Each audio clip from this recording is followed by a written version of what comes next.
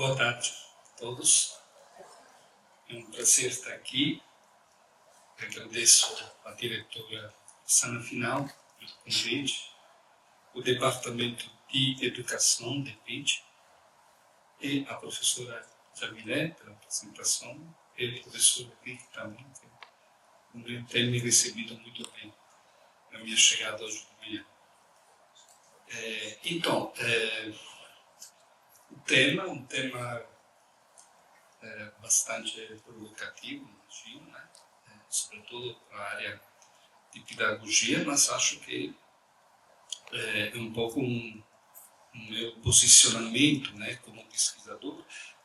Acho que em toda essa época a pesquisa serve para desbravar, né, para produzir transformações e inovações, e não para repetir o que já conhecido.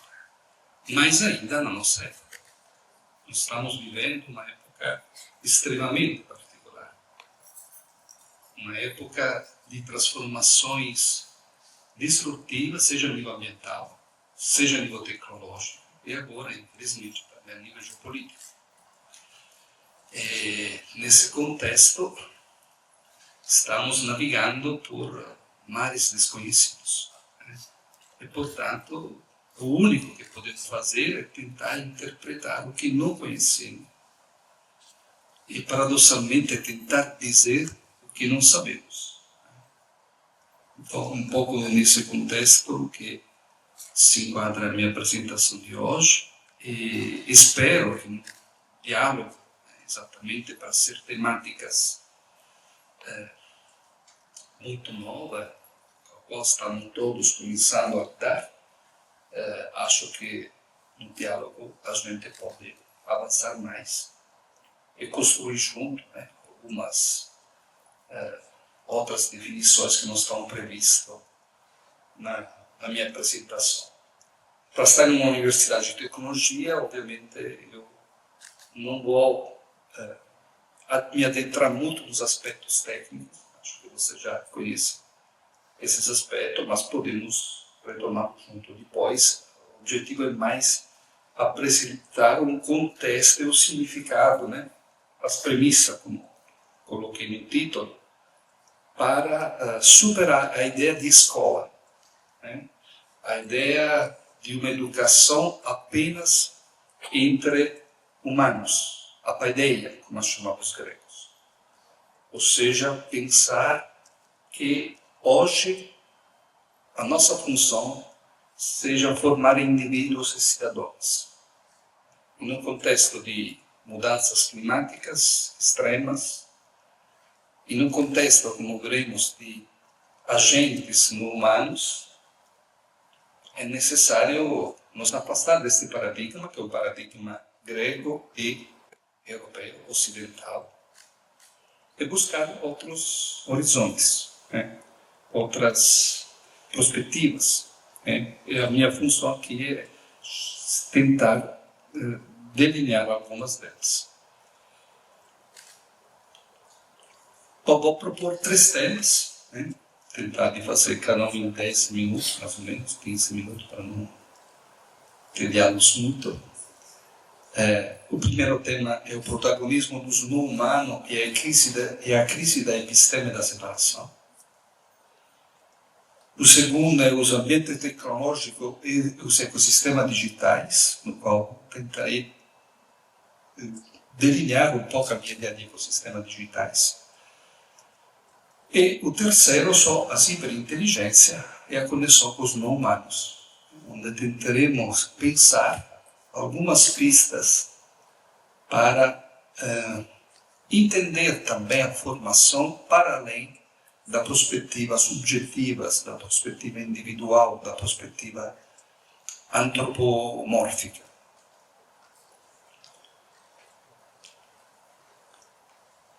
Bom, começamos, portanto, com o protagonismo dos não-humanos. Em nossa época, podemos, entre as outras várias possíveis definições, classificá-la, narrá-la, como uma época caracterizada pelo protagonismo dos não-humanos, pelo protagonismo de entidades que ou não consideramos, ou consideramos como objetos, como realidades passivas, que começaram a ter vida, a tomar palavras e, sobretudo, se tornaram atores sociais poderosíssimos. Vou fazer 3 exemplos principais. O primeiro é, obviamente, o vírus, a recente pandemia, que acabamos de deixar atrás. O segundo são as mudanças climáticas, portanto, o clima como outro agente poderosíssimo de transformação social e de atuação social. E o terceiro, obviamente, os Big Data, e tudo que hoje chamamos de rede neuronal generativa, ou como a maioria prefere chamar de inteligência artificial ou agentes digitais de interações, largas línguas móveis, etc. Bom, brevemente começamos pelo vírus. O vírus é uma entidade invisível ao olho nu, inclusive uma entidade difícil de ser catalogada, porque, a rigor, o vírus começa a ter uma existência e a se proliferar somente quando é hospedado em outro organismo e, portanto, não possui uma essência anterior. A sua vida coincide com o processo de infecção e, portanto, é uma entidade que nos questiona não somente para ser, como foi, um agente poderosíssimo, um ator social que não estava narrado e não fazia parte de nenhum manual de ciências sociais, de ciências políticas ou de administração, mas que se tornou, como experimentamos, um grande agente capaz de zerar a economia mundial, de mudar nosso estilo de vida, de silenciar parlamentos e governos, e, portanto, um ator poderosíssimo que o nosso conhecimento, a nossa escola, nosso sistema educativo não contemplava. Começamos a individuar as falhas no que nós chamamos de sistema educativo. O segundo grande ator social é, obviamente, o clima, as mudanças climáticas. A teoria de Gaia, criada por Lovelock, descreve a nossa condição habitativa não mais como populações que habitam um planeta terráqueo, um globo terrestre. Mas, segundo a hipótese de Gaia, nós somos parte de um organismo vivo. Este organismo tem uma extensão de 40 a 60 quilômetros, que vai do subsolo até a atmosfera, que compõe a biosfera, que é a faixa que envolve o nosso planeta, e no interior da qual existe a vida. Esta faixa, denominada biosfera, é composta por bilhões de organismos vivos. Exatamente como cada organismo vivo, como também o nosso corpo, é composto, por sua vez, por bilhões de outros organismos. Portanto, Lovelock hipotetiza que a biosfera seja um único organismo vivo. Que como todos os organismos, busque um nível de equilíbrio, mantendo a temperatura estável e, sobretudo, que, como todos os organismos vivos, pode passar por um momento de mudança, de transformações. Nós seríamos, portanto, parte de um organismo vivo e não morador de um planeta terráqueo. Essa é uma grande transformação filosófica, porque, embora não haja uma comprovação científica pela hipótese de Gaia, o conceito e a hipótese de Gaia se tornou uma categoria importante para ler a nossa contemporaneidade e as mudanças climáticas. Mas, objetivamente, hoje não há governo, não há empresa, não há organização que não esteja sendo alterada profundamente pela agenda das mudanças climáticas. Portanto, o clima, com certeza, é um grande ator social hoje. Se pensarmos as várias reuniões que as Nações Unidas organizam, as várias COP, a próxima teremos aqui em Belém, nós podemos pensar as COP como esses novos tipos de parlamento intraspecífico, no interior do qual humanos e não humanos, governos, nações, centro de pesquisa, empresa, metaforicamente senta ao lado do clima, ao lado do oceano, ao lado das emissões, para buscar junto um novo tipo de contratualidade que consiga não fazer aumentar a temperatura acima de 2 graus. Existem amplas teorias sobre isso, já sobre a definição desse novo tipo de parlamento intraspecífico. Latour se referia a esses novos tipos de parlamento como parlamento das coisas. Isabel Stengel fala de cosmopolítica, eu defino cidadania digital, mas enfim. Há, de fato, hoje, uma mudança importante na nossa ecologia e na nossa condição habitativa. Isso é fundamental para nós entendermos depois, quando vamos falar de formação de ecossistema e substituir os ecossistemas à sala de aula. Portanto, uma premissa que não é tanto assim aleatória, é uma parte fundamental para entender que tipo de transformação estamos habitando. Bom, a lógica da separação é o que caracteriza a episteme ocidental. Por episteme ocidental entendo aquele sistema interpretativo, obviamente muito variegado, muito complexo, que atravessa a história inteira do Ocidente, mas que está amparado em uma construção, em uma matriz que se cria na antiga Grécia e que separa o homem da técnica e da natureza. Pela episteme ocidental, com pouquíssimas exceções, pelo pensamento ocidental, o homem é separado da técnica, a técnica é separada da natureza, e isto cria uma ontologia da distinção. O protagonismo do ser humano e as transformações na nossa época, as mudanças climáticas e os Big Data e as redes neuronais generativas, os Large Language Models, o que é chamado de inteligência artificial, põe em discussão este episteme e provavelmente nós não conseguiríamos habitar a nossa época se continuarmos a pensar através desse episteme, que põe o homem no centro e que cria o mito que o homem domine a natureza e a técnica, enquanto ele sujeito a natureza e a técnica objeto.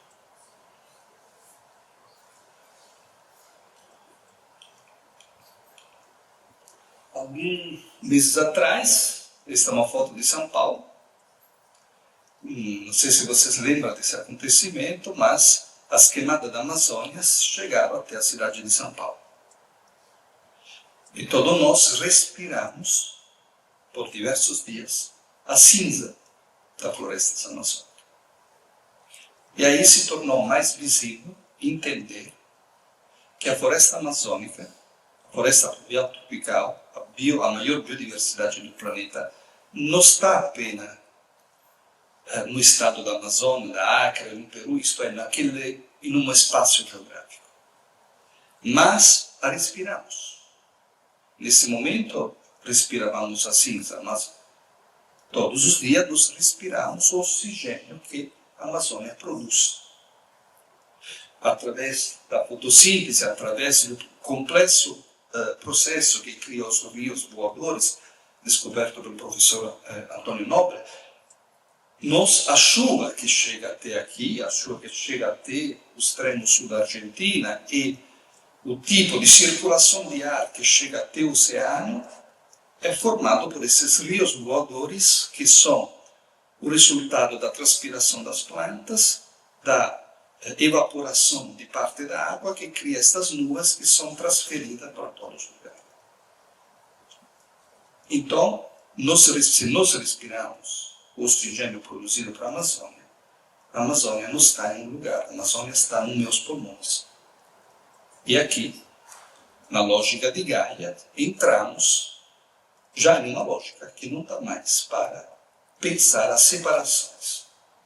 O interno ou o externo. Na biosfera não existe interno ou externo.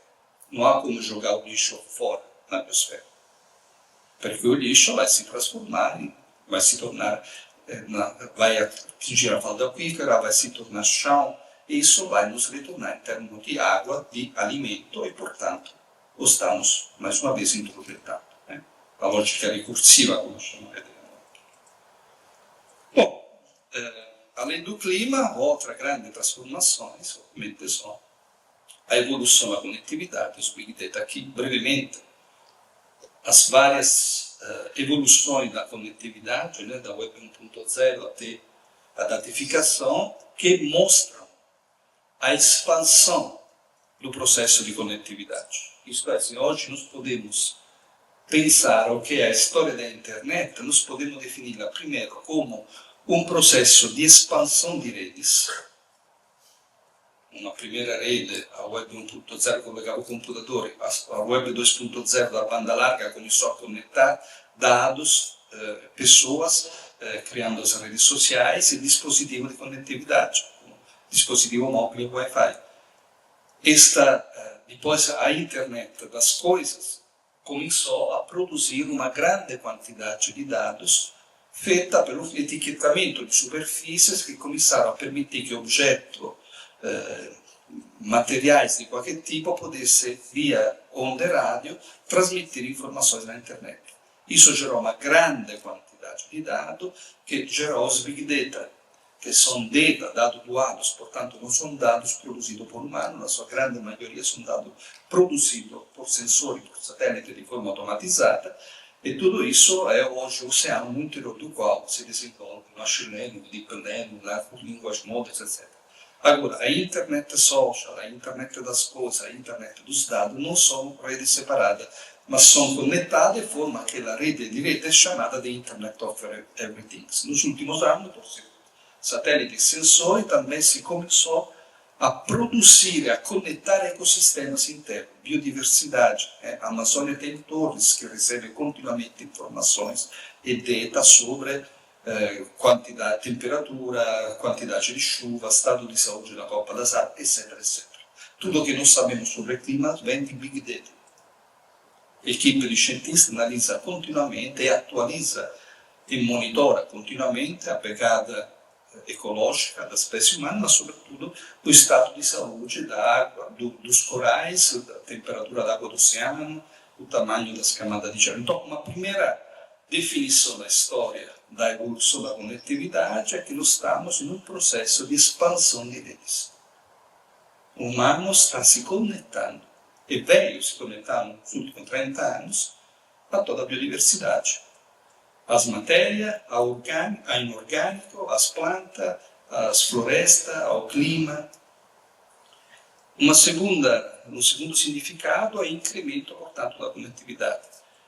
E, consequentemente, a ampliação da ideia de social, da ideia de sociedade.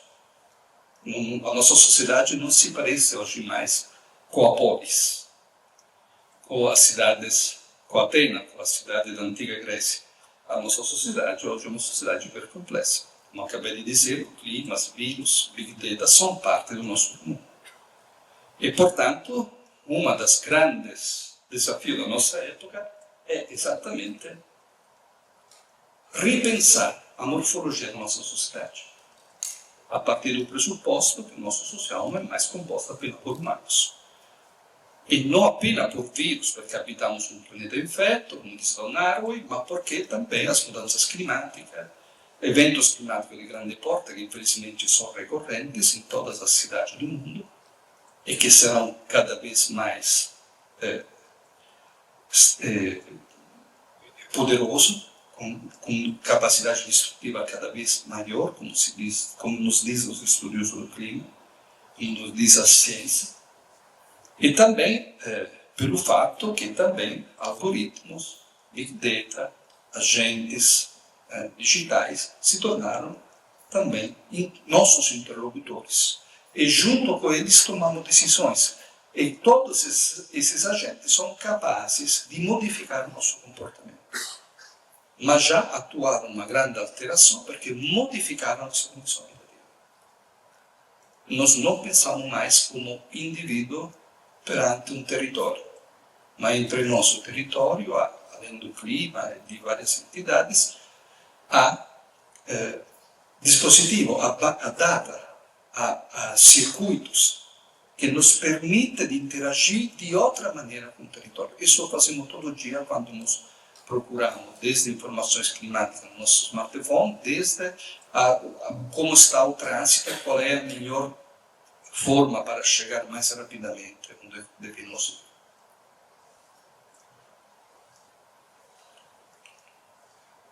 Bom, na esquerda, aqui, na vossa direita aqui, você vê esta tela de Jacques Brel, que é um pintor indígena que infelizmente desapareceu 2 anos atrás, cujo título é A Conversa entre Entidades Intergalácticas para Decidir o Futuro Universal da Humanidade. Na esquerda você tem a famosa tela de Raffaello, a Escola Filosófica de Atene. A ideia de sociedade que o Ocidente produziu é aquela da Escola de Raffaello. A sociedade é feita apenas por sócios, por humanos. Não há planta, não há rios, não há tecnologia, só apenas os humanos que dialogam, polímos, debatem entre si. Aqui vocês têm uma complexidade muito maior. Uma complexidade onde é difícil até distinguir a forma e a diversidade entre as entidades, mas onde tudo está conectado. Essa é uma complexidade maçônica. A outra é a complexidade de Atene. Questo é onde nos habitamos hoje, em Atene ou na complexidade amazônica. E, ovviamente, o fato que nós hoje produzimos ciência, produzimos conhecimento, temos acesso a livros, a conteúdo, através dos Big Data, isso põe uma questão que podemos sintetizar dessa maneira, né? Ou seja, o nosso cérebro termina onde? Uma vez que nossos neurônios estão elaborando dados que vêm de uma rede infinita de dados que são automatizados, que são atualizados de maneira automatizada, que são reproduzidos continuamente e que são, na maioria dos casos, produzidos não por humanos. Uma biblioteca contém dados produzidos por humanos. Os livros são escritos por humanos. A maioria dos Big Data são resultados de sensores que produzem informações a software, que produzem outras informações e que vão produzindo, através desse conjunto de dados, outros dados, ao qual nós temos acesso como pergunta. Então estamos falando de um tipo de conhecimento com o qual nós temos acesso, que em grande parte não é produzido por nós humanos.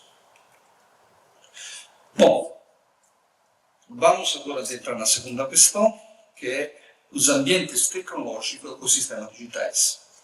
Ou seja, neste contexto, como nós habitamos esta grande quantidade de dados.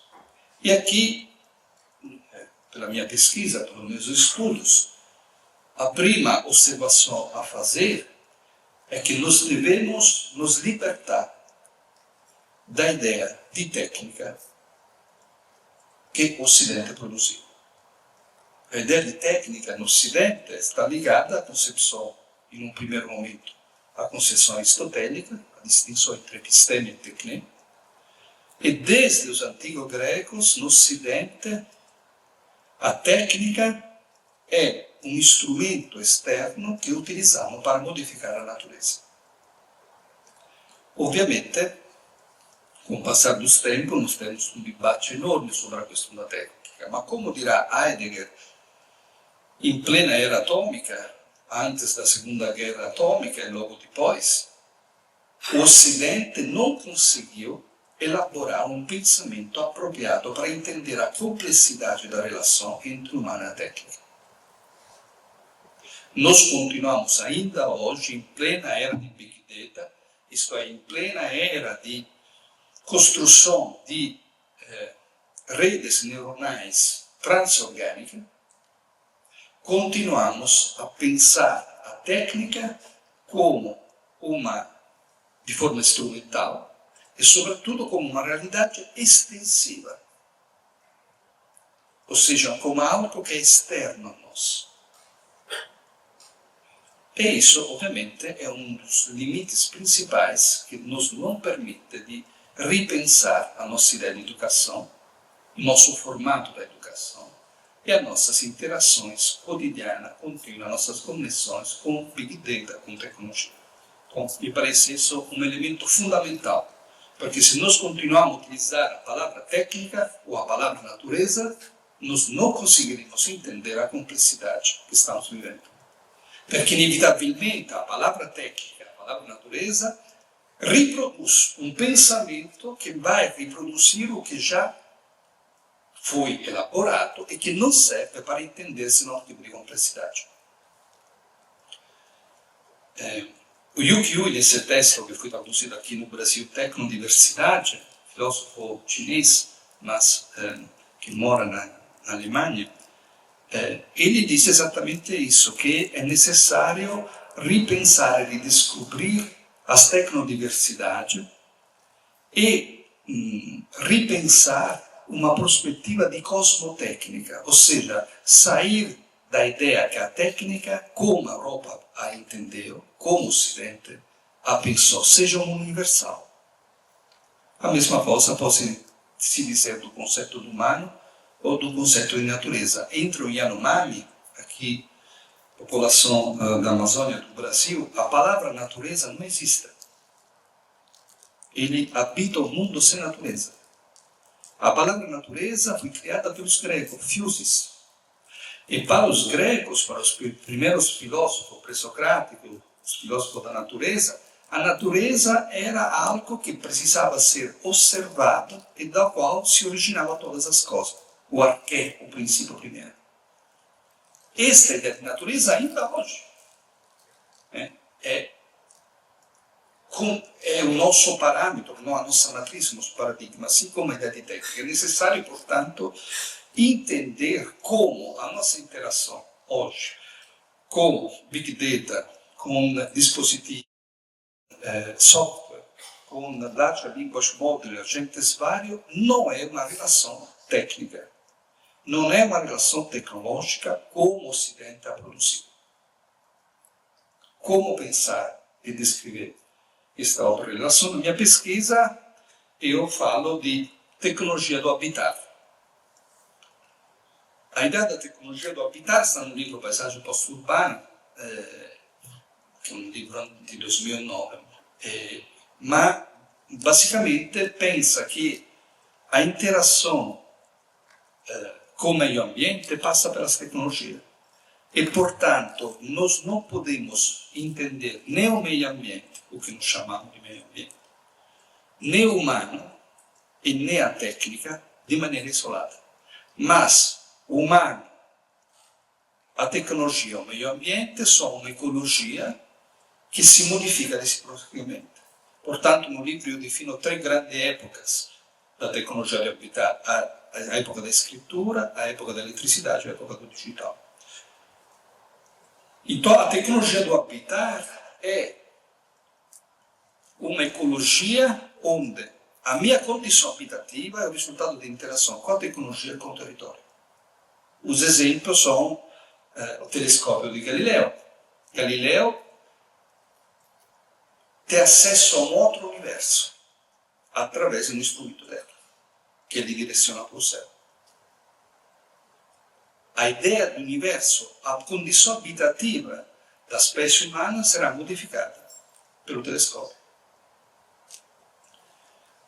A máquina fotográfica de Walter Benjamin, a máquina da presa, que diz Benjamin, altera não a nossa percepção da natureza através do zoom, da tomada, isto é, da possibilidade de ampliar e reduzir com um dedo a realidade e a natureza.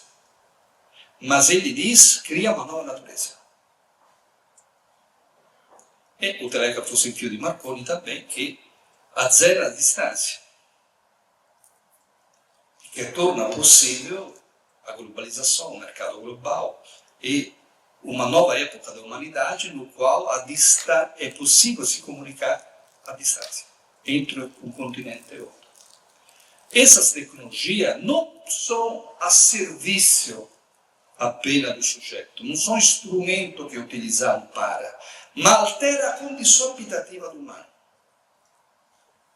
A chegada de nova tecnologia em cada época altera a nossa condição habitativa, que significa modifica a nossa relação com o meio ambiente, com a natureza e, consequentemente, nos modifica também. Então, a relação não é uma relação de uso, não é uma relação ferramental. Existe, obviamente, algumas ideias, né? A ideia de ambiente tecnológico foi elaborada por Urban, que pensa as membranas da célula como uma metáfora para entender a relação entre homem, ambiente e tecnologia. Exatamente como a membrana da célula, a membrana não separa, mas conecta. Depois, também análise de Simondon sobre a relação entre o rio, a turbina e o vilarejo, que recebe energia elétrica, e, portanto, a inserção da tecnologia como um elemento do próprio ambiente. E tudo isso, hoje, num contexto obviamente digital, nos leva a pensar os ecossistemas digitais. O que são os ecossistemas digitais? Os ecossistemas digitais não são artefatos externos, não são tecnologias. São ambientes produzidos pelas interações, pela conectividade entre indivíduo, tecnologia, dispositivo, fluxos informativos e territorialidade. O exemplo, um dos mais evidentes, mais próximos, são os sistemas informativos geográficos. O que é um sistema informativo geográfico? O sistema informativo geográfico permite digitalizar um território, um bairro, uma rua, uma aldeia. Esse território é transformado em data. E, portanto, pode ser reproduzido em diversas camadas. Em uma primeira camada, podemos reproduzir os dados sobre a estrutura orgânica do território, a vegetação, a composição orgânica. Em uma segunda camada, podemos colocar a composição geológica do território, tipo de minerais, tipo de solo. Um terceiro, a composição urbana, as ruas, os prédios, os monumentos. E num outro, a composição hidrográfica. E num outro ainda, a composição demográfica daquele território. E num outro ainda, a oferta cultural daquele território. Bibliotecas, cinemas, teatro, lugares para show, música, tudo que aquele território produz. Esses conjuntos de camadas, eu posso me deslocar nelas e habitá-las somente através de um dispositivo móvel. Isso é, somente através do acesso a um tipo de telescópio que me permite ver este outro universo, que é completamente diverso do universo da realidade que eu enxergo com meus olhos. Com meus olhos, eu habito apenas o espaço físico que está ao alcance do meu corpo e dos meus olhos. Com o sistema informativo geográfico, eu habito uma complexidade muito maior. A nossa condição habitativa contemporânea é esta.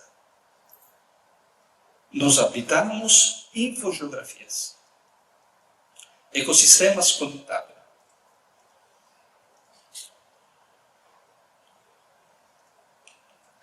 E aqui, para entender melhor a complexidade disso, vale a pena voltar à definição de ecossistema de Tasler, que foi o inventor do termo e que criou um conceito fundamental ainda hoje para os estudos dos seres vivos e dos ambientes ecológicos. Diz Tasler, embora os organismos exijam nossa atenção primária, quando os analisamos em profundidade, não podemos separá-lo de seu ambiente espacial, com o qual forma um ambiente físico. Nosso preconceito humano nos leva a considerar os organismos como a parte mais importante desses sistemas. mas certamente fatores inorgânicos fazem parte disso. Não haveria sistema sem estes últimos.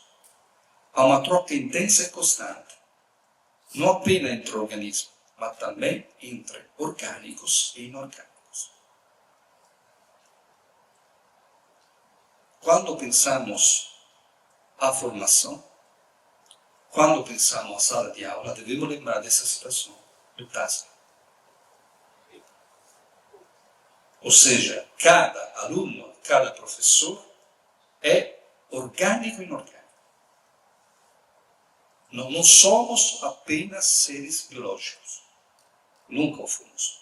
Não somos apenas a nossa presença, mas estamos continuamente conectados a circuitos, a informações, a redes, banco de dados que compõem uma complexidade maior. As nossas interações com agentes de inteligência artificial, vários ChatGPT-5, DeepSeek, enfim, todos os vários que estão saindo de semana em semana, Droga 3, etc., constituem uma dupla. Nós hoje, daqui adiante, elaboraremos o nosso raciocínio, o nosso conhecimento em diálogo com esses agentes. Então, nós devemos começar a aprender a não somente dialogar, mas saber aproveitar quanto mais e quanto de melhor o diálogo com esta grande potencialidade de elaboração de dados, única na história, que são os Big Data.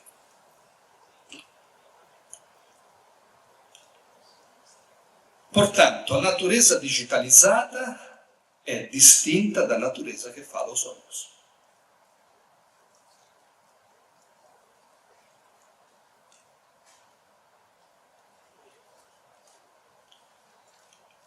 O meio ambiente passa a ser um ecossistema que acontece e evolui por meio de tecnologia de sensoramento. Pensamos a satélites, sensores, tudo o que nós hoje sabemos sobre o clima, mudanças climáticas, vem de sensores, satélites, banco de dados produzido por não humanos.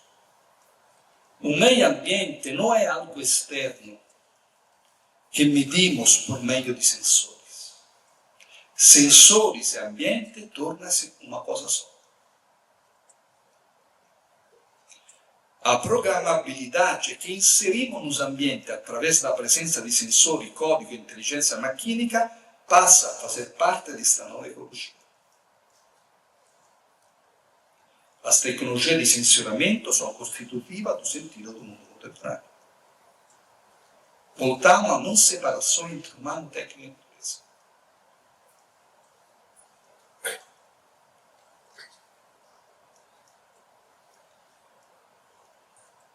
Um dos elementos importantes do processo de datificação é exatamente o fato que nós hoje podemos, através de tecnologia de sensoramento, mas também através de processo de produção e de datificação, produzir outras naturezas. Um exemplo é a carne cultivada, propriamente chamada carne sintética, que é o resultado de uma interação entre orgânico, conhecimento, e impressora 3D, que vai imprimir os bifes, que a reprodução de células criou. Então, a carne cultivada é exatamente a expressão de uma concepção datificada da nossa realidade, que não permite mais separação entre natural e artificial, orgânico e inorgânico. Bom, vamos no último ponto. A partir disso, nós podemos agora pensar, espero que podemos fazê-lo junto, mais do que eu vou poder dizer aqui, as hiperinteligências, ou seja, uma ideia que não é a ideia da inteligência artificial e não é nem a inteligência apenas humana. Quando se pensa o termo infeliz, que foi já ampliamente criticado por vários autores de inteligência artificial, a ideia é que existe uma inteligência natural. Mas nós sabemos que a inteligência humana não é nada natural. É produzida socialmente, produzida por tecnologias, livros, vídeos, hoje Big Data. O que nós chamamos de inteligência é o resultado de ecologias que, ao interagir junto, forma e torna possível a potencialidade do cérebro humano de se florear, de se produzir. Mas se nós isolamos uma criança recém-nascida em um contexto e la deixamos sozinha, ela não vai desenvolver inteligência. Então, não somos, a nossa inteligência, como veremos, não está no nosso cérebro. Está em uma rede que é externa ao nosso cérebro também, ao qual o nosso cérebro se conecta. Esta rede externa oggi sono Big Data. Então, em lugar da inteligência artificial, devemos pensar em coevolução. Michel Quetch, anos atrás, escreveu este importante livro, Um Sapiens Tecnológico, no qual ele defende exatamente que o homem, a espécie humana, não evolui, não pode ser pensada como uma espécie separada. Mas a espécie humana evoluiu em diálogo com a técnica e o meio ambiente. E, portanto, deveríamos pensar a evolução como um processo coevolutivo. É necessário falar de coevolução e não de evolução humana, mas também de evolução simbiótica entre pessoa, tecnologia e natureza. A tecnologia é o nosso ambiente. Esta investiga e exige salvaguardar a coevolução da natureza, da tecnologia e da essência humana. Esta questão da mudança incessante é o processo constante da vida e da evolução. E, para pensar a hiperinteligência, um dos autores principais é, com certeza, Gregory Bateson. Gregory Bateson foi o fundador da segunda cibernética. Você sabe, a primeira cibernética criada por Wiener, por um conjunto também de diversos outros autores que se reuniram em diversos seminários e que produziram a ideia da automação, do sistema autopoiético. O livro de Wiener fala de um sistema de controle humano na máquina.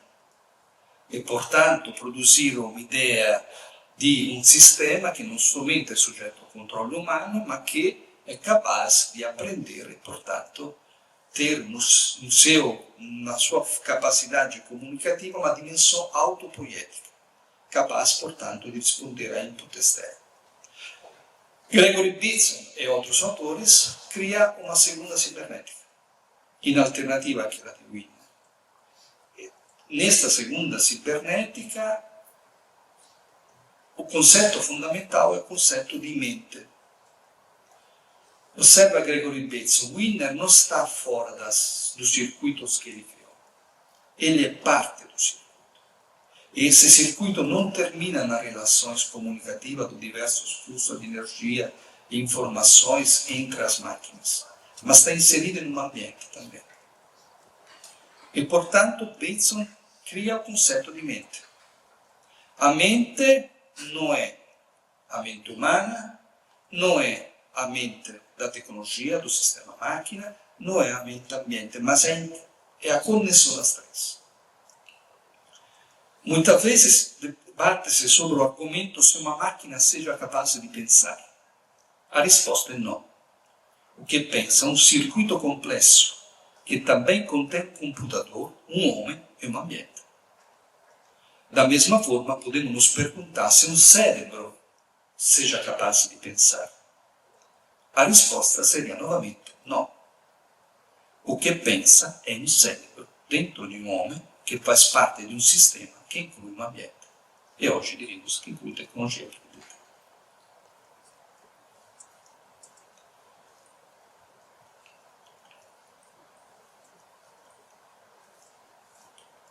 A mente não está dentro da cabeça, mas é um sistema de relações que envolve não apenas o indivíduo, mas também o ambiente externo e suas interações. A mente é uma rede de comunicações e interações. Não está encerrada em nosso corpo, mas é o produto das relações que se desenvolvem entre um organismo e o ambiente.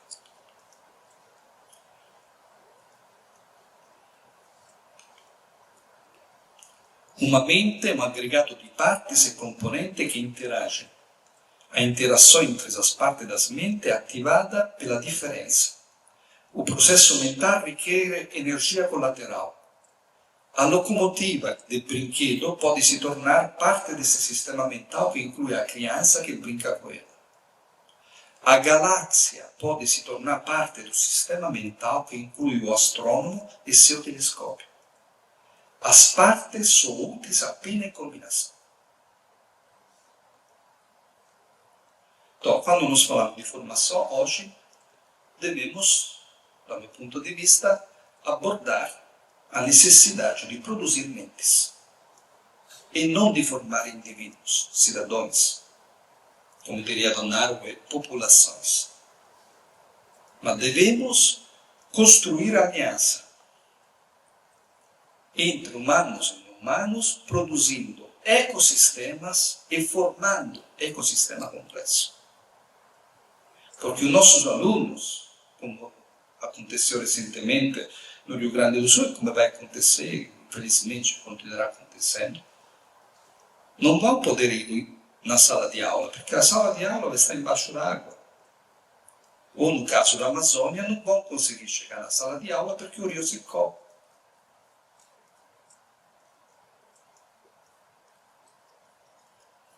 É esse o mundo que estamos habitando.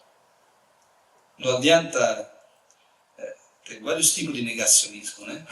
Mas um outro negacionismo é aquele de continuar a pensar que o nosso sistema educativo vai bem, muito obrigado.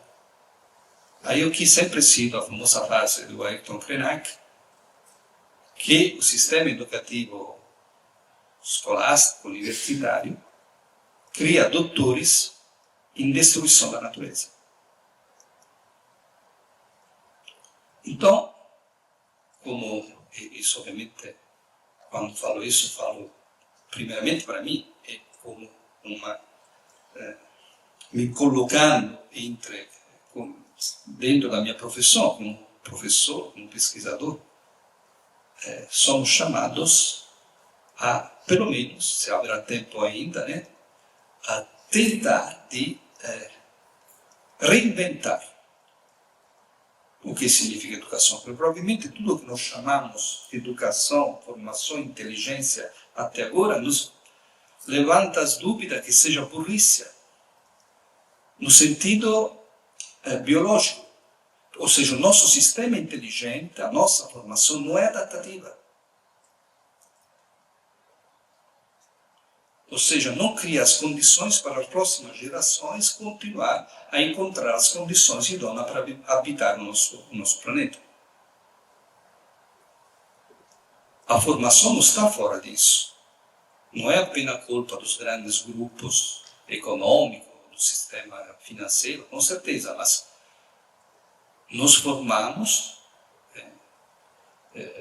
operadores, profissionais, pesquisadores, que não devem reproduzir o mundo, mas devem recriá-los, reinventá-los. E aqui eu acho que é o principal desafio, né? Seja a nível pessoal, que a nível também coletivo. Geralmente pensamos no mundo físico externo como de alguma forma separado do mundo mental interno. Acredito que esta distinção se baseia no contraste, na modificação e transmissão dentro e fora do corpo.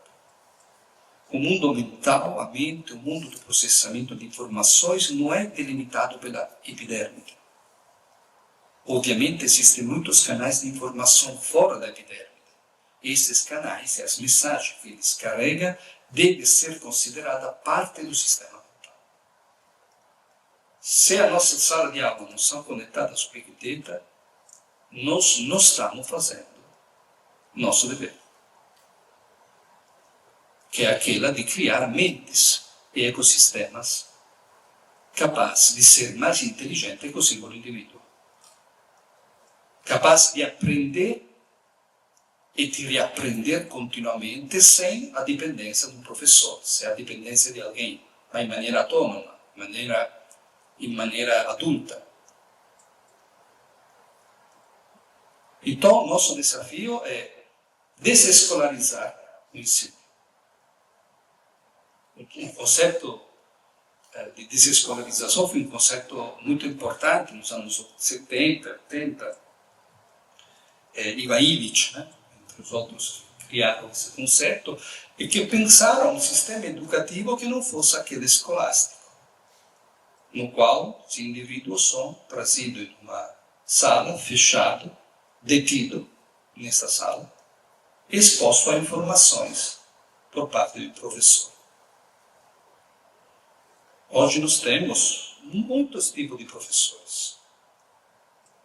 Você deve conhecer, obviamente, a Magalu, que é a influencer, uma agente digital, com o maior número de seguidores no mundo. Tem a Sumigiko, no Japão, que se tornou uma star mundial. E são entidades com as quais nós podemos interagir hoje também como professores. O ChatGPT-5, Drog3, DeepSeek, se tornaram agentes que estão com o aluno 24 horas. E não somente é mais eficiente do professor, é mais eficaz. Ele produz um tipo de interação que dá um acompanhamento personalizado ao aluno. Então, se nós pensamos ainda de dar aula como a dava Sócrates no V século a.C., eu acho que a gente não está fazendo o nosso papel histórico.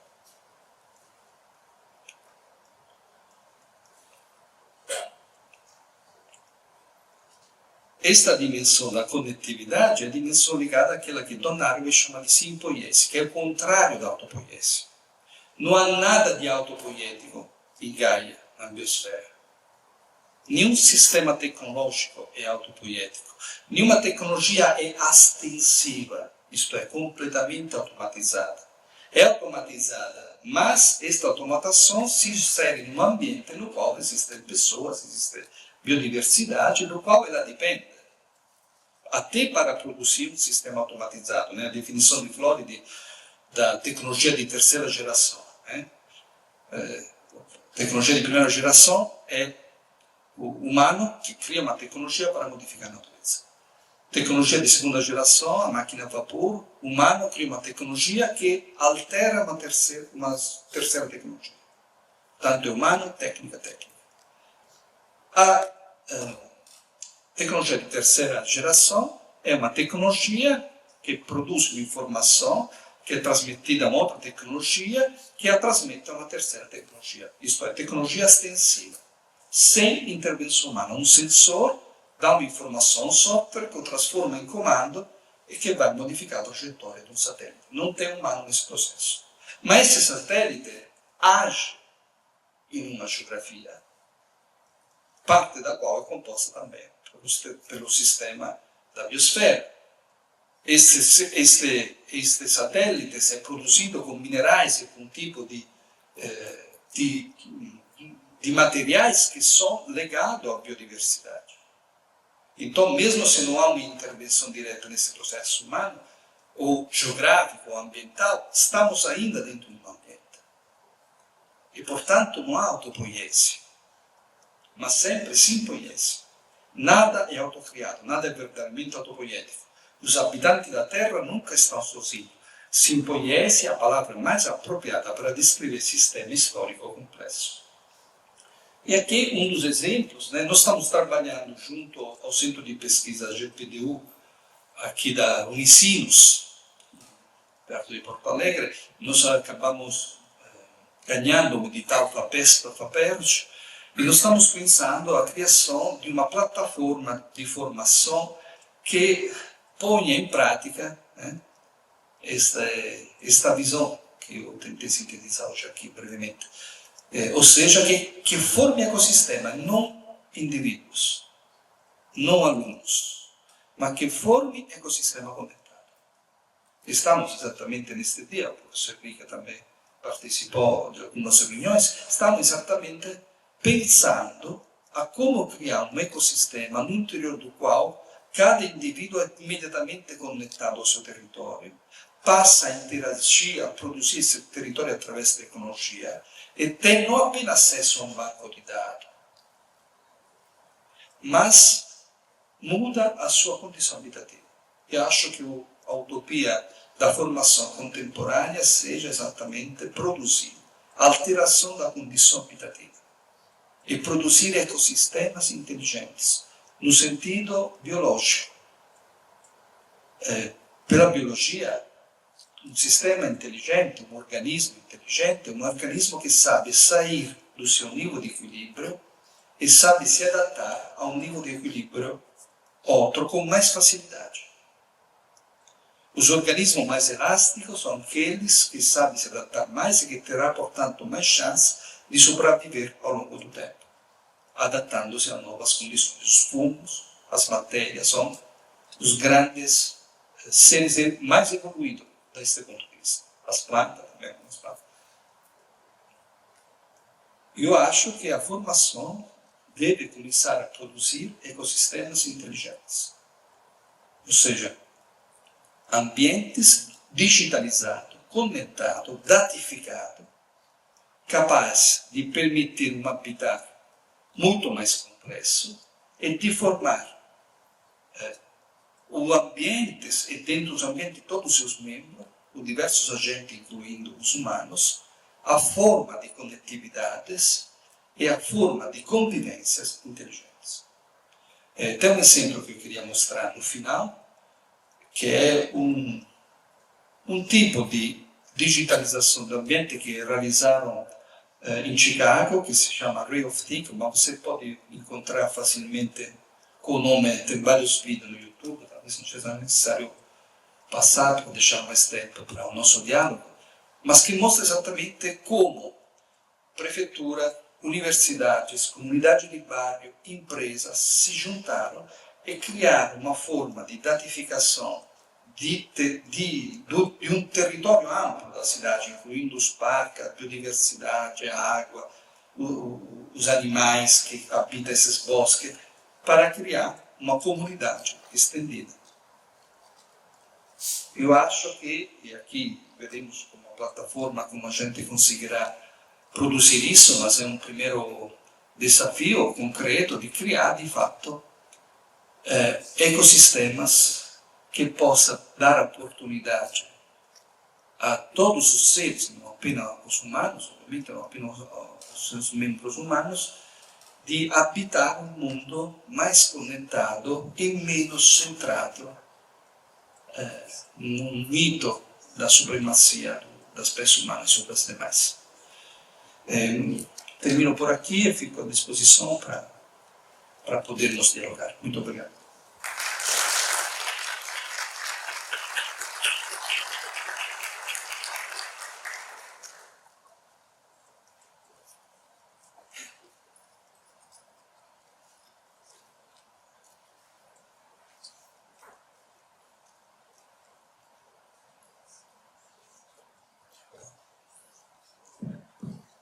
Muito obrigada, professor, por compartilhar conosco esses pontos de referência, conexões interligadas e que nos formam e devem orientar a nossa prática pedagógica. Né?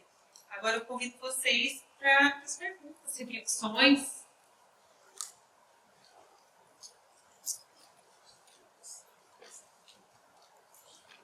Boa tarde, eu sou a professora Yolanda Portelazzo. No momento eu sou aposentada, mas continuo fazendo parte dessa comunidade. Eu queria começar pelo fim. Qual seria, então, o papel do ser humano dentro dessa ecologia? Se nós consideramos que o ser humano é um ser singular, que pensa, que sente, que cria, que inventa, dentro desse ecossistema, que ele deixa de ter um destaque. Qual que seria o papel dele? Nosso.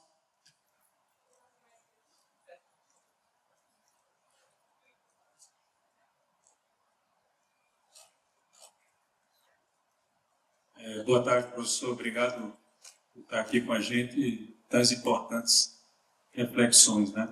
Sou professor Nestor, do Programa de Pós-Graduação em Tecnologia e Sociedade, aqui da instituição, onde a gente costuma discutir bastante temas aderentes ao que o senhor colocou para a gente. Né? Quando você mencionou no começo da sua fala, o Bruno Latour, né? Eu lembrei, na época da pandemia ainda, né?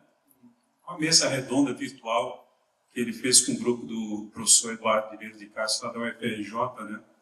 Onde perguntaram para ele justamente isso, né? Muito do que você expôs para a gente tem aderência ao conceito dos híbridos, da não modernidade lá do Bruno Latour, né? E perguntaram para ele algo semelhante, disse, bom, já que a gente tem que olhar, segundo Latour, né, para o império do meio, né, a partir dos híbridos, né, que você colocou para a gente, de vista do Latour, né, não significa que é o melhor, o que é o correto e tal, nós temos processos de hibridizações, né, e agências entre os humanos e não humanos e tal, né. E aí perguntaram para o Latour, né, disse, olha, levando isso para o campo da educação, né, como que você veria, né, isso, né, a partir dos híbridos nós construímos a natureza e a sociedade, etc. E o Latour foi muito honesto, né? Ele falou isso, olha, eu não entendo de educação, nunca trabalhei com isso, admiro o esforço de quem está pensando, usando a teoria Torrello, etc., para isso, né? Então, acho que o questionamento, assim, a reflexão que eu colocaria é, a partir do próprio Latour, né, falar assim, olha, nunca pensei nisso, né, seriamente, né? O que é que você, o teu grupo de pesquisa, tem refletido sobre isso também? Obrigado.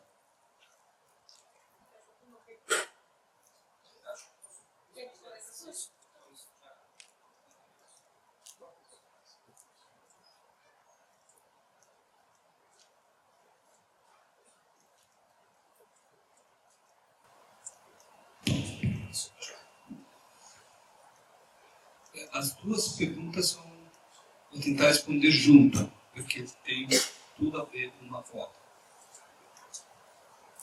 Não me surpreende para tu ter respondido isso, eu devo ter assistido online a essa palestra no Rio de Janeiro. Obviamente, é com certeza um dos maiores pensadores que tivemos, né, nos últimos 30, 40 anos, com uma grandíssima produção e também com uma grande inteligência, que começou junto a Stenger, junto a Lu, junto a vários outros, né, a começar a desmistificar a ideia de sociedade fundada apenas por uma Latour estudou com Michel Serres.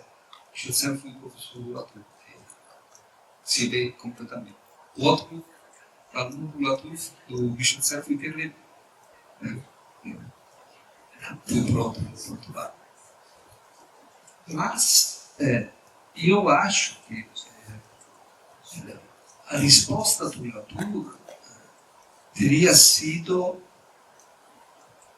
não satisfatória.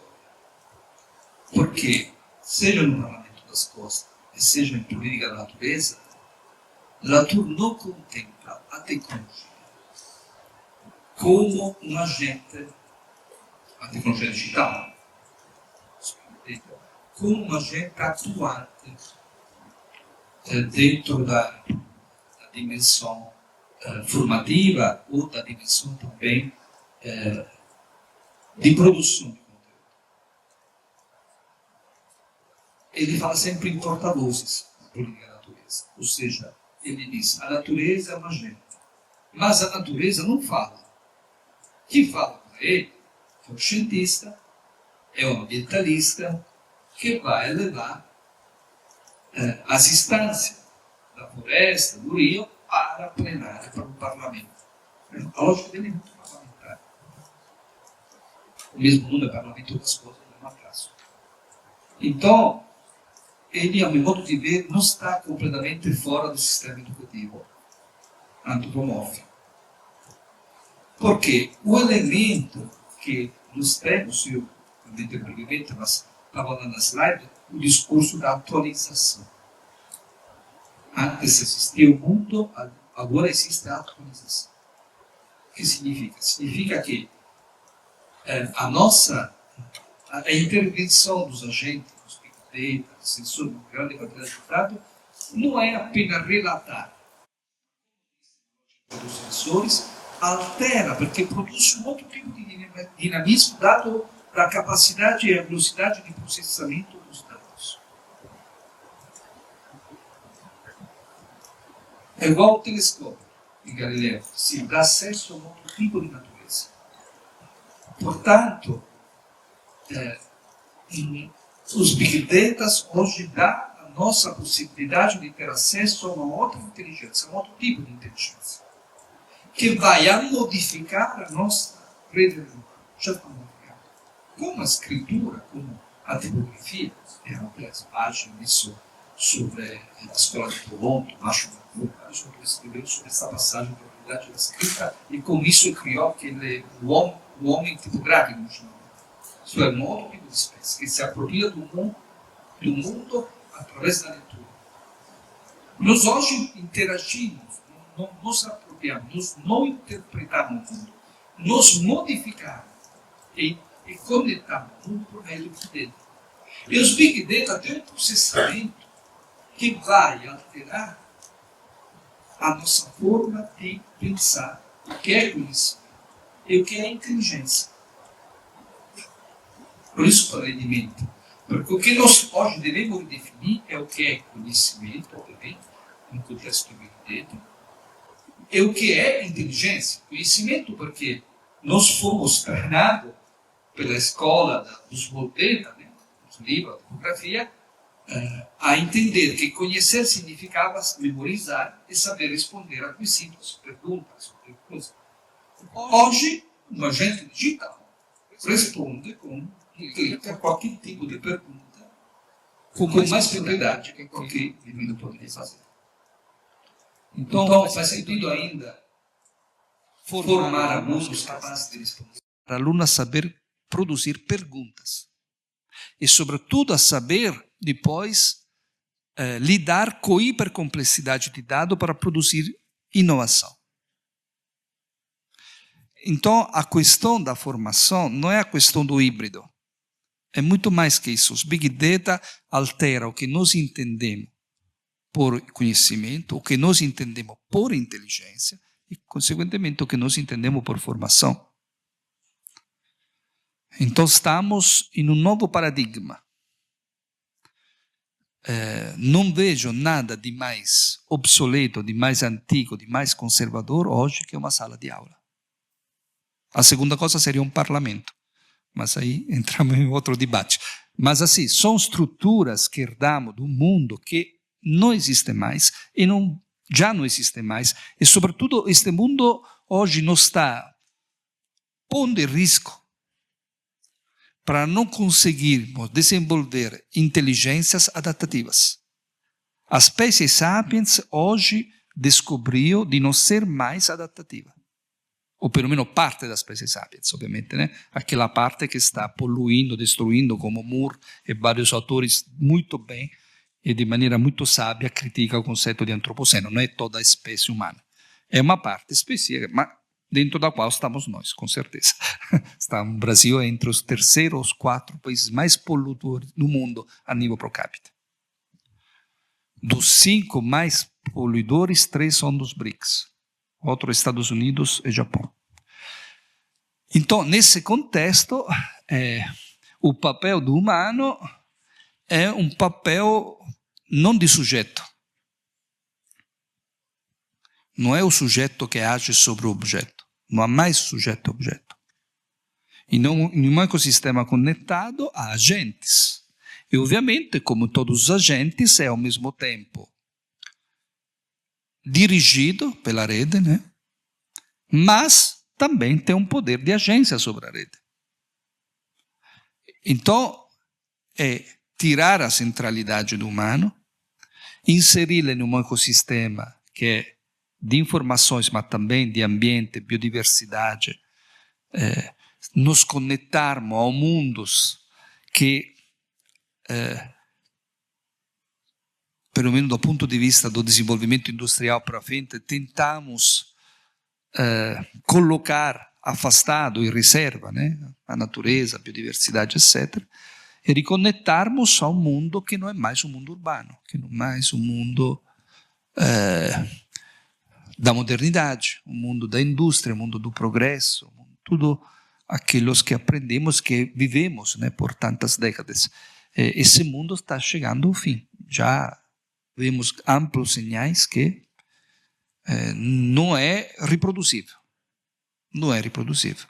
Então devemos reverter isso. Digo isso baseado nos dados dos cientistas. Meus colegas lá do programa de Ciências Ambientais, o professor Paulo Artacho, os dois irmãos nobres, dão nas palestras dele, nos livros deles, explicações assim, bastante apocalíptica, dramática, daqui a 15 anos, daqui a 10 anos, desertificação do Nordeste, do Centro-Oeste, fim do agrobusiness por mudanças climáticas. Então, está acabando o mundo. Nós estamos, a parte que estuda isso, a ciência está ciente disso. Agora, é necessário transformar isso em oportunidades e nos inventar um outro mundo que, tomara, seja um pouco melhor deste, né? Boa tarde. Meu nome é Maria José, faço parte de uma incubadora, Texol. E minha pergunta para você é o seguinte: você falou em simpopoiese, você falou da pedagogia da pergunta.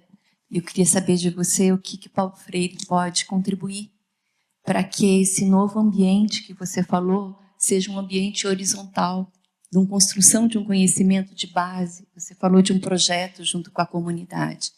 Como retomar esses referenciais dentro de uma sala de aula, dentro de um projeto de extensão? Pensar também em Vygotsky, na questão da aprendizagem nos contextos, nos territórios, nos sujeitos, que a gente identifique esses sujeitos além da Big Data, mas no sentido daquilo que o Paulo Freire fala, do reconhecimento da subjetividade. O que esses autores poderiam contribuir para a gente e naquilo que você falou, para a gente criar esses processos de transição, professor?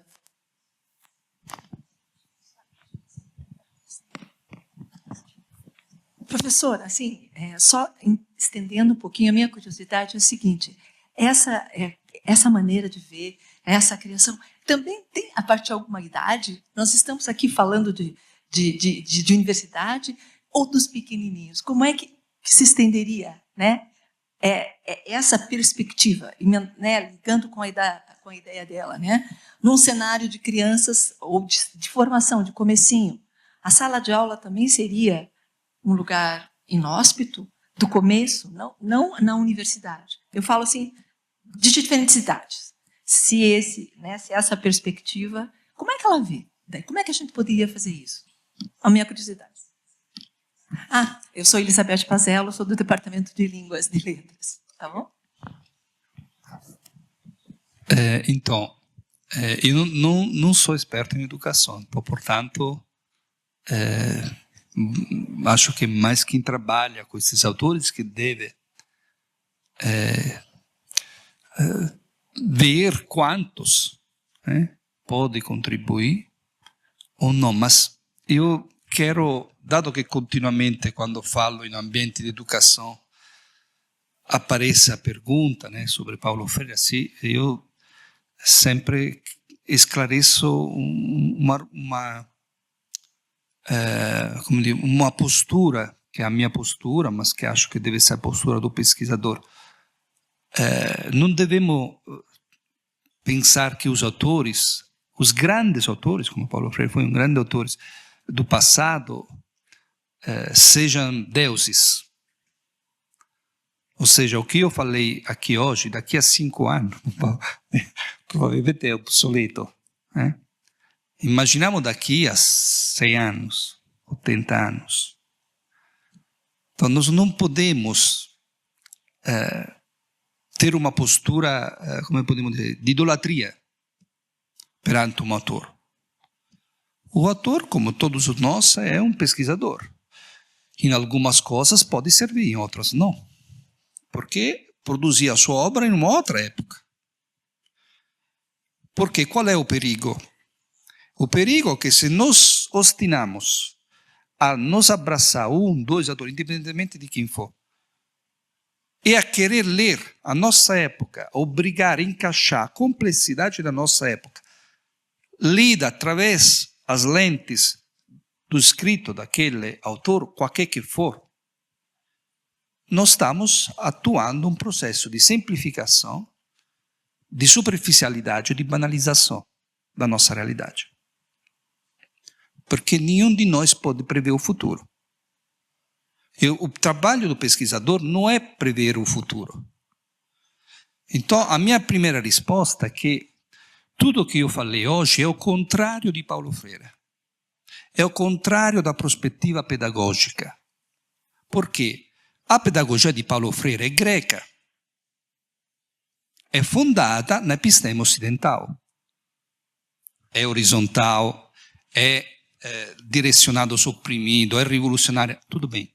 Mas é centrada no humano. Não prevê a natureza, não prevê a biodiversidade, não prevê os big data, porque não existia na época dele este tipo de conhecimento. Não é culpa dele, isso não estou menospreciando Paulo Freire. Jamais me permitiriam, isso não é isso. Mas nós devemos produzir um conhecimento que seja contemporâneo, é a nossa obrigação. Nós não podemos eximir disso. Então, se nós queremos produzir um conhecimento contemporâneo baseado em autores de 30, 40 anos atrás, não estamos fazendo o que devemos fazer. Simplesmente é isso. Assim, a escola está embaixo da água. A cidade de São Paulo, outra semana, não se conseguia andar de um lugar para o outro porque as ruas estavam árvores caídas em todos os lugares. Esse é o mundo que estamos habitando. E tem agentes digitais que nos dão informações sobre qualquer argumento, se nós sabemos dialogar com eles. Então, acho que a gente deve, de fato, superar a ideia de pedagogia que o Ocidente produziu. E, ao contrário, se queremos pensar algumas indicações, eu acho que temos aqui no Brasil os povos nativos, os povos indígenas, que têm um tipo de pedagogia ecossistêmica, que mesmo tendo escolas nas aldeias, eles têm uma episteme que não é a episteme da separação. A episteme de Paulo Freire é a mesma de Sócrates, é a mesma de Cristo, é a separação, é a distinção entre humano, técnica e natureza. É isso que está nos matando. O que está nos matando é o meu tipo de episteme. A economia, os circuitos financeiros são consequências. A matriz do fato de pensar que a floresta ou a natureza é mercadoria, é matéria-prima, é objeto, está em uma episteme. Esta episteme é a episteme de Platone, é a episteme de Aristóteles, é a episteme dos gregos, é a episteme de Paulo Freire, que fez parte dessa episteme. Paulo Freire, no acaso, o único que eu citei no âmbito da pedagogia foi Ivan Illich.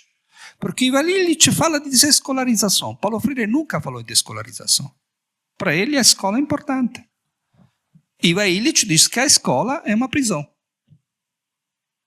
E Ayrton Krenak hoje nos diz que nós formamos doutores em destruição da natureza. Em relação às crianças, obviamente, o discurso são por etapas, né? Nós não daremos a uma criança um carro para dirigir. Né? Uma criança de 5 anos não pode dirigir um carro. Então, também a interação com os Big Data é uma interação que vai em um nível já mais adulto. Então, acho que, não sendo experto desse setor, acho que há uma gradualidade também de interação. Né? Então, por exemplo, o convívio das crianças em um ambiente que pode ser um parque, que pode ser, de preferência, seja um parque, não uma sala fechada, e que isso seja já inserida na criança essa dimensão da dependência nossa do meio ambiente, e não da supremacia nossa do meio ambiente. Estamos falando de supremacia. O Ocidente inventa que nós dominamos a natureza e a técnica. A lógica da primeira cibernética é do controle. Então, tudo que vai contra a lógica da supremacia do humano é positivo. É necessário, mas que positivo. É o que nos pode dar a possibilidade de nos pensar a um futuro. A um futuro. Ao contrário, tudo que é dominação, tudo que é controle, tudo que é sujeito e objeto é o que nos levou até aqui. Boa tarde. Em primeiro lugar, gostaria de agradecer muitíssimo pela sua fala e certamente contribuirá muito para as discussões nesse perfil da Universidade Tecnológica. Meu nome é Verônica, eu sou professora de Filosofia da Ciência e da Tecnologia, mas, em geral, para cursos como Engenharia da Computação, cursos que são ditos da área técnica, né? E eu gostaria de lhe perguntar a respeito do papel dessas ditas humanidades na formação do futuro engenheiro, porque, além dessa prisão da sala, nós temos a prisão do currículo, que normalmente atribui para as disciplinas ditas de humanidades um papel como se ela fosse algo que está para além do técnico. Então, eu tenho um conhecimento técnico, que até aí não precisou de nenhuma humanidade para se constituir. Além desse conhecimento técnico, é preciso alguém para ensinar o engenheiro a se tornar um cidadão. É como se fosse possível isolar esses dois elementos. Na outra ponta, eu tenho a formação dos pesquisadores em humanidades, que muitas vezes desconsidera completamente esse novo mundo no qual nós estamos. Então, parece que se forma um círculo vicioso de formação. E essa separação é cada vez mais acentuada, ainda quando há a intenção de reunir o que, mesmo nos discursos com a melhor das intenções, é considerado como duas coisas separadas. A tecnologia e o humanismo. Eles são polos. Eles não são considerados como parte do mesmo ecossistema, né, nesse novo mundo. Então, essa é a minha questão.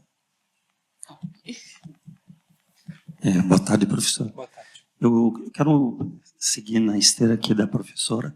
Meu nome é Alex, eu também sou professor de filosofia, trabalho aqui na universidade com o tema de filosofia da tecnologia, faço parte também do PPGTR.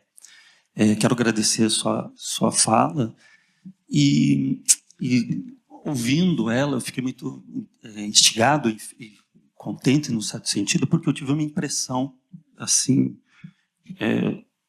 de tudo que o senhor falou, que talvez pudesse resumir, assim, a impressão que eu tive, no sentido que o senhor parece estar defendendo aqui a necessidade para eliminar essa tal divisão entre humano e não humano, a necessidade de abordar o tema da tecnofobia. Ou seja, se pegarmos o Latour, né, quando coloca o não humano como um ator social, parece que ele está implicitamente nos desafiando a dizer da necessidade de conhecer esse não humano, não pela consequência da presença dele somente, mas no que ele é na sua natureza. Então, eu tenho feito pesquisas na área da filosofia que usam algum desses autores que o senhor citou, em especial o Simondon, e o Simondon foi um grande combatedor da questão ali da tecnofobia, na questão da aversão entre cultura técnica e cultura humana. Então, a minha impressão é a necessidade de desafiar todos, né, a respeito de conhecer esse não humano na sua essência. Então, os meus textos a respeito de ética eu tenho defendido a necessidade de não fazer uma ética para a inteligência artificial, regular a inteligência artificial, mas pensar uma ética a partir da inteligência artificial na sua natureza. Então, gostaria de saber se esse slogan da sua palestra caberia esse slogan que o senhor está defendendo aqui, a necessidade de uma não tecnofobia. O que o senhor acha disso? E, em termos de provocação, o que o senhor acha, se tem uma opinião a respeito da proibição do uso de celular em sala de aula no Brasil pelos alunos? É isso. Obrigado. Muito obrigado. Primeiro, eu peço desculpa porque, obviamente, tentei fazer um discurso e, portanto, não aprofundei nada, mas me interessava fazer um discurso partindo da epistema da separação, do protagonismo não humano, para chegar depois ao ecossistema digitais e pensar que a sala de aula nunca foi apenas humana. É uma ecologia, é uma mente, como diz Gregory Bateson, que ovviamente é fechada por parede, tem uma louça, tem cadeiras, tem um professor. É um tipo de mente. É um tipo de mente que produz destruidores da natureza, como disse Ayrton Krenak. Por isso é necessário substituir, e por isso eu falei de desescolarização, a sala de aula com ecossistemas inteligentes, digitalmente conectado e datificado. Agora, o problema da... Eu tenho muito contato com o engenheiro, não só com ele, mas assim, obviamente, esse tipo de pesquisa, né? E tem, obviamente, como... Tem engenheiro muito inteligente, muito aberto ao discurso, mas tem alguns engenheiros que fazem exatamente o discurso que você acabaram de apresentar. A humanidades é blá, blá, blá. Agora, no momento de produzir algo, de fazer a tecnologia, funciona com regras específicas. Esta forma de separação de raciocínio vem de Aristóteles, episteme e tecne. A técnica era para os gregos um conhecimento secundário, menos importante, menos valioso, porque havia uma finalidade, servia a fazer algo. E Aristóteles dizia, também o passarinho tem tecne, porque ele sabe construir a própria casa. Agora, o humano é o único que tem episteme, que é o saber pelo saber, que é a abstração, a filosofia. Isso o passarinho não tem. Esta separação chega até hoje. Esse discurso há os currículos, como vocês acabaram de dizer, que separa. Mas hoje não dá mais para separar. Porque os processos técnicos, hoje descobrimos que não são técnicos apenas. Não existe nada que seja apenas técnico. Quando um desenvolvedor produz um novo tipo de software ou produz um novo tipo de agente de interação, ele vai necessitar nomeá-los. E muitas vezes ele, para estar internamente envolvido, quase sempre não consegue identificar a potencialidade disso e o significado social. É como também a sociedade reinterpretará isso, se apropriará disso. Então, a técnica nunca foi, mas hoje definitivamente não é uma questão técnica. Como dizia Heidegger, a técnica é a essência do homem. Como também o humano não é o dominador da técnica, não é o sujeito que produz algo. O que cai no chão, em uma lógica não separatista, é pensar que o humano seja o produtor da técnica. Ao produzir uma técnica, esta técnica altera o humano. A tipografia inventa o homem tipográfico. O telescópio inventa o cientista, que observa os fenômenos da natureza por meio de tecnologia e o mede, passa a medi-los. Passa a medir a movimentação de coisas a qual te alcanço só pela tecnologia. Isso é um argumento fundamental na ciência. O que diferencia o conhecimento científico dos conhecimentos não científicos, além do método, das hipóteses, da verifica, é que a ciência observa o seu fenômeno por meio de tecnologia. Seja esse telescópio, microscópio, hoje Big Data, etc. O cientista entra em um mundo, produz um mundo técnico. Pela ciência, o mundo é sempre técnico. Não há mundo natural. Então, nesse sentido, nós estamos perante uma situação, e eu citei o Cosimo Acotto. Depois posso até repassar a apresentação, porque tem bibliografia de autores. O Cosimo Acotto, ele é um filósofo que foi convidado pelo MIT para trabalhar junto com os engenheiros.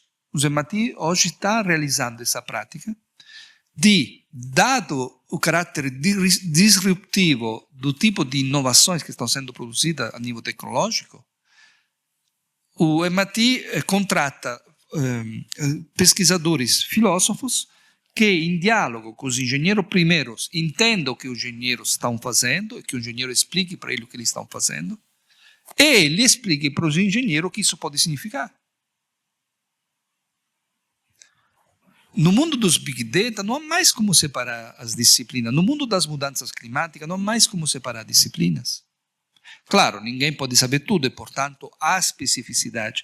Mas se não sentamos juntos, se produzimos junto o conhecimento, aí não conseguiremos entender. Então é fundamental uma filosofia dos Big Data, que nem o Cosimo Cotto e outros autores estão tentando produzir, uma filosofia do transorgânico, como eu estou tentando produzir, uma filosofia que não pense mais o natural e o artificial.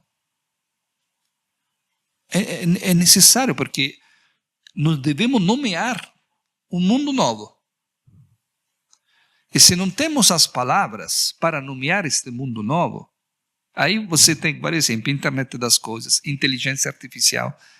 Se deixamos os engenheiros o papel de nomear a tecnologia que está sendo desenvolvida, aí a gente não vai entender as coisas. Não vamos conseguir narrar a complexidade. Então, o papel da filosofia é fundamental. Serve para nominar com novas palavras a nova complexidade, a hipercomplexidade que estamos habitando. Serve para criar termos que substituam o termo escola, que substitua o termo aprendizagem. Hiperinteligência estuda a inteligência do sujeito e pensa ao contrário a inteligência do indivíduo como o resultado de um ecossistema, de uma rede na qual também tem tecnologia, tem ambiente, tem várias coisas e que aquilo sim produz uma inteligência. Mas que nenhum dos membros sozinho possui esta inteligência. Não é ele o produtor, o titular daquela inteligência. Ele a produz, a pode produzir, porque está conectado nesse ecossistema. Então, acho muito valioso, e claro, é um desafio, mas acho que precisa de aproveitar essa oportunidade. É preciso hoje dialogar. Eu estou na área de ciências ambientais exatamente por isso, porque é uma formação interdisciplinar e dialogo com vários colegas. Estamos montando esse projeto que eu falei das plataformas de formação de ecossistemas junto com vários engenheiros. E trabalhamos com muita, como podemos dizer, vontade de aprender um dos outros, porque nenhum de nós é dono do conhecimento. Obviamente, o conhecimento dos engenheiros é muito mais apropriado, muito mais analítico, muito mais específico. O nosso é mais generalista, mas um serve ao outro. Então, acho que a ideia é exatamente isso, é superar a separação do humano da técnica e do humano da natureza, que são os paradigmas que nós herdamos da episteme ocidental e que nos levaram até aqui, isto é, à beira da extinção. Sim. Sim. Boa tarde, eu queria agradecer também a fala, com várias provocações. Meu nome é Cando, eu sou professor do Departamento de Design e também colega no programa de pós-graduação em tecnologia, que foi mencionado agora há pouco. E é um pouco para tentar entender assim, o alcance assim, né, da sua fala e também talvez provocar outras reflexões aqui. Primeiro, assim, queria que você comentasse um pouco mais desse outro lugar que vai ser justamente, de certa forma, uma adaptação, né, alguma coisa, né, desse paradigma antigo. Né? Como é que é esse novo lugar que não é mais a sala de aula tradicional ocidental? Dito isso, isso me parece que também tem um pressuposto aí que, de alguma maneira, a gente conseguiu construir um espaço em sala de aula que não está nesse sistema, como se os nossos alunos não fossem essa fumaça da Amazônia que nos traz toda essa complexidade em si e a gente está o tempo inteiro respirando essa complexidade na sala de aula, nem que a gente não queira. Os nossos alunos estão aprendendo de outras formas e eles vêm discutir conosco, construir conosco, né? E daí eu fico um pouco uma tensão assim, entre duas palavras, assim, que algumas coisas que eu acho que você, né, o professor mencionou como espaço de meio conservador, eu acho que a depender, né, de onde a gente se coloca nesse sistema complexo, é resistência e não conservação. Resistência no sentido de, bom, tem alguns modelos epistemológicos que não estão dando conta de outras questões da nossa realidade material, que são desafios talvez mais sociológicos mesmo, né? E daí a gente aciona as questões econômicas para tentar responder elas, embora evidentemente estejam relacionados com as pandemias, com a crise climática, né? Então essa coisa do conservador e será que, né, essa resistência, se a sala de aula consegue não estar nesse sistema, é porque eu tenho a impressão que a minha sala de aula já está completamente contaminada por essas discussões e os debates são intensos. Eu entendo que de fato, né, o currículo, a universidade são instituições assim que resistentes à mudança, né? E, enfim, mas essa ideia de será que é uma resistência, é uma crítica, né? É possível ter um olhar crítico ou a gente aceita? Não, de fato, acho que tem algumas coisas que são inquestionáveis, né? Como algumas que você mencionou na sua fala, mas ou seja, ao abraçar esse viés, né, de entendimento de mundo, assim, onde que está o espaço da crítica, né, de outras formas de pensar, né, é um pouco nesse sentido. Esse é outro lugar que não é o que a gente está fazendo aqui, como que esse lugar que nós estamos fazendo aqui não está completamente contaminado, entre aspas, aí, pelas questões que o professor levantou na fala.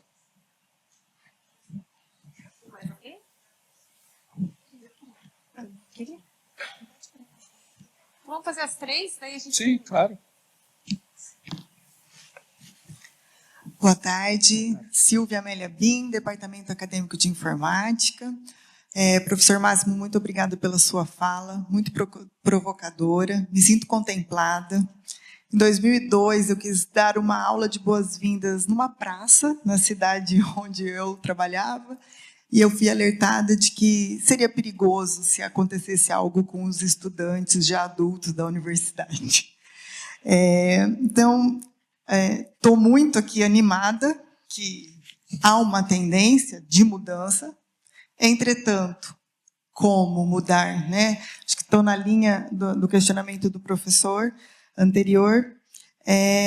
Como criar esses ecossistemas educacionais inteligentes dentro de uma estrutura educacional que é tão burocrática, tão submissa a inúmeras regulações e restrições? O senhor conhece algum exemplo que poderia nos inspirar? Devemos ir para as nossas comunidades, dialogar com os povos indígenas aqui do nosso estado, para compreender como podemos aprender com eles e fazer diferente?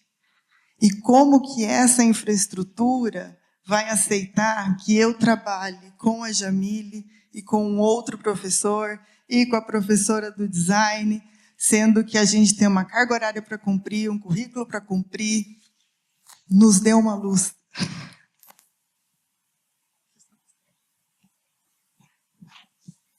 Boa tarde, muito obrigada pela sua palestra, que me ensinou um monte de coisa já, e eu diria assim que no curso de design a gente busca fazer com que os alunos pensem mais sobre o papel deles, né, no desenvolvimento de novos sistemas, de novos produtos, né, da interação humano-computador, como que eles estão inseridos dentro da cidade. E muitos dos termos que eu tenho trabalhado e ouvido muito ultimamente, até na política, é a inserção da IA, cidades inteligentes, destinos turísticos inteligentes, cidades criativas.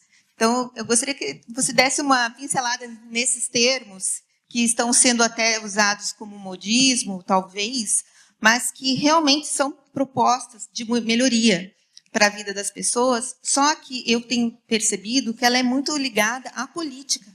E a política que os nossos governantes brasileiros têm, que é também bastante limitada. Então, como que podemos furar também essa bolha? Né? Porque no momento que a universidade consegue fazer uma inserção dentro de um grupo de ecossistema, por exemplo, e vem uma mudança por causa de uma eleição, né, para-se todo o trabalho, aí você tem que recomeçar tudo de novo, e aí eu vejo a questão da governança, dos dados sensíveis, de como fazer essa proteção, de como usar isso que foi feito pela gestão anterior e trazer e não se perder, né? Como que poderíamos trabalhando isso? Obrigada. Bom, primeiro, obrigado por todas estas intervenções, reflexões. Obviamente, a minha não é nenhuma pretensão em poder responder. Estamos dialogando, construindo junto. Não respondi à questão dos celulares, proibição de celulares em sala de aula. Agora, como disse antes, tudo é gradual. Eu tenho uma filha de 5 anos e jamais vou dar celular para ela, porque isso significaria eu colocá-la perante uma tela, um videojogo assim, embora isso seria muito fácil, porque me deixaria trabalhar, mas é péssimo. Isso para eles equivale a uma droga. Assim, é uma coisa de fato de um impacto devastador para uma criança de 5 anos, 6 anos. Agora, a sala de aula, eu acho ao contrário. Agora, não sei te dizer, aqui tem estudo específico de neurocientista, que só pode dizer com pesquisa qual seria a idade certa.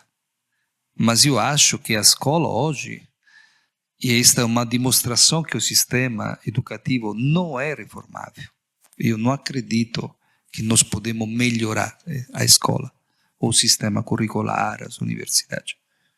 Tudo, as evidências, me parecem na direção contrária. A escola hoje é negacionista perante a tecnologia. É negacionista, porque ou a proíbe, em lugar de educar os adolescentes, falo de adolescentes, portanto, saindo da escola, eles vão se conectar de novo. Então, a escola teria o papel fundamental, indispensável, que não é um pai, um genitor que pode fazer isso, que não todos os pais sabem fazê-lo, não tem tempo de fazê-lo e muitas vezes não sabem mesmo fazê-lo. Mas a escola teria o papel fundamental de introduzir um adolescente a um uso inteligente da tecnologia. Expulsar, se iludir de expulsar a tecnologia em sala de aula significa se eximir da responsabilidade que nós temos de preparar pessoas a habitar os seus tempos. E, portanto, é um ato de reza, de derrota total do sistema educativo. Primeiro, porque a proibição é o contrário do que deveria fazer uma perspectiva científica. A ciência busca conhecer. E, portanto, como diz Popper, é baseada na democracia, não na proibição.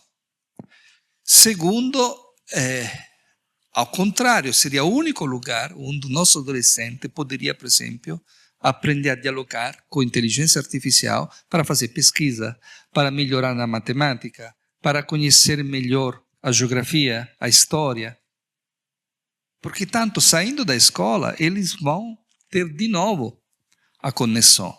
E o que eles vão fazer com a conexão? Vão fazer o que é uma parte também do nosso ser humano, e que é justo que exista, que é o lúdico, que é a interação, que é o games, que é o jogo, que também não pode não existir na esfera individual.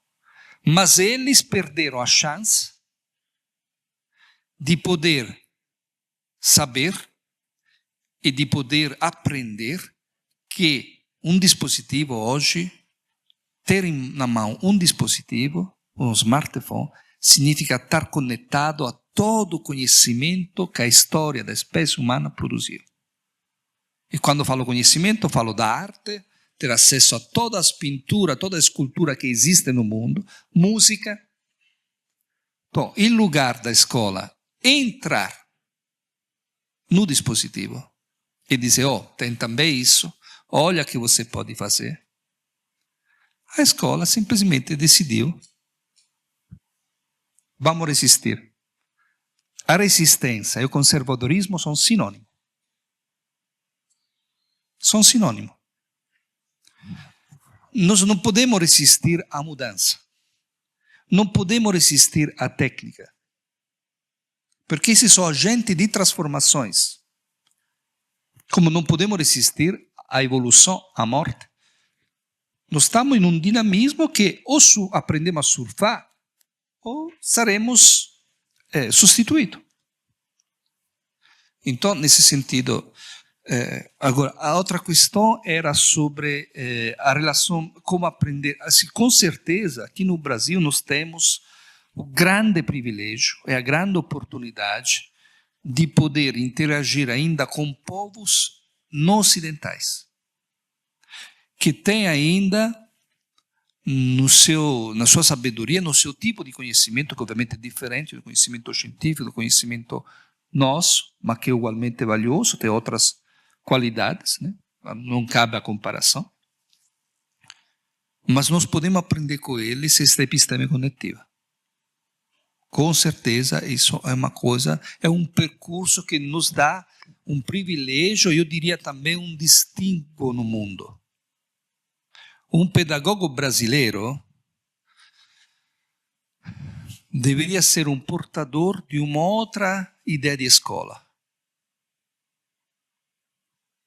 de um outro tipo de ecologia.